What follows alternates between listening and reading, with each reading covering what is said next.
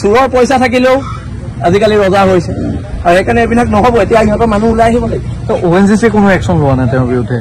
ল'ব লাগিব, নহলে ONGC বন্ধ কৰি দিয়া। মুখ্যমন্ত্ৰী আহি তাত উপস্থিত হ'ল, তেওঁ কিন্তু 6টা দিনে আজি উপস্থিত হয় নাই। মই কৈছো নহয়, এওঁ মুখ্যমন্ত্ৰীতকৈ ওপৰত। এই পইচাৰ ইমানেই দাম্ভিকতা হৈছে তেল চুৰৰ, ই মুখ্যমন্ত্ৰীতকৈ নিজকে ওপৰত দায়িত্ব দিছে। আৰু ইয়াৰ বিৰুদ্ধে প্ৰতিবাদ হৈছে আৰু হৈ থাকিব। আৰু চাওঁ এতিয়া যদি ইহঁতৰ কোনো কৰ্তৃপক্ষ ওলাই নাহে, তেতিয়াহ'লে এইখন গেট বগাই পাৰ হবলৈ আমাৰ ল'ৰাক 10 মিনিট সময়ো নালাগে দেই।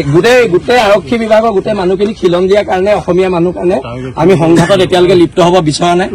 আৰু যদি এওঁলোকৰ মানুহ ওলাই নাহে, তেতিয়াহ'লে এখন সংঘাত হ'ব আৰু আমাৰ ল'ৰা জেললৈ যাবলৈ সাজু আছে। আমি সাজি আছো, আমি ভয় নকৰো। সেইটোৱেতো কৈছো, ক্ষতিপূৰণটো দিয়াটো বাদ দিয়ক, সি ঘৰত মাছ এষাৰ দিবলৈ নহয় কোনো কৰ্মচাৰী। আৰু সেইকাৰণে এইবিলাক গুণ্ডাৰ বিৰুদ্ধে, এইবিলাক তেল চোৰৰ বিৰুদ্ধে আন্দোলন চলি থাকিব।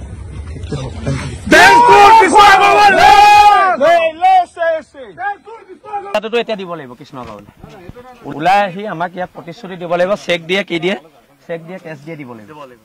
আজি নিদিয়ে, কৃষ্ণগাঁৱলৈ আগতে এবাৰ কাণত ধৰাই থৈছো নহয়, এতিয়া আকৌ কাণৰ তলত 200 দি দিম, কি কথা আছে? কিন্তু কৃষ্ণগাঁৱলৈ পইচা দিব লাগিব। তাৰ চৰম আছে নাই? তাক এবাৰ আমি কাণত ধৰাইছিলো নহয়, তাৰ পিছতো চৰম নাই।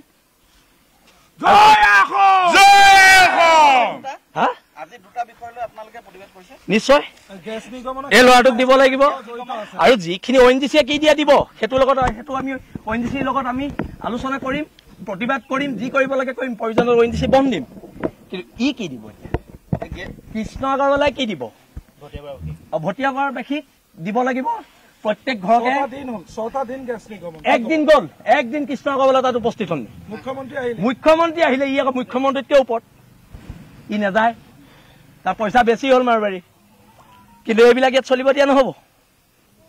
মাৰোৱাৰীয়ে ইয়াত পইচাৰ জোৰত খিলন দিয়া মানুহৰ ওপৰত আতিশয্য চলাব আৰু আমি চাই থাকিম। তাৰ গুণ্ডামি আমি চাই থাকিম। তাক সুধিবচোন তাৰ অফিচৰ ভিতৰত মই কি কৈছিলো তাক।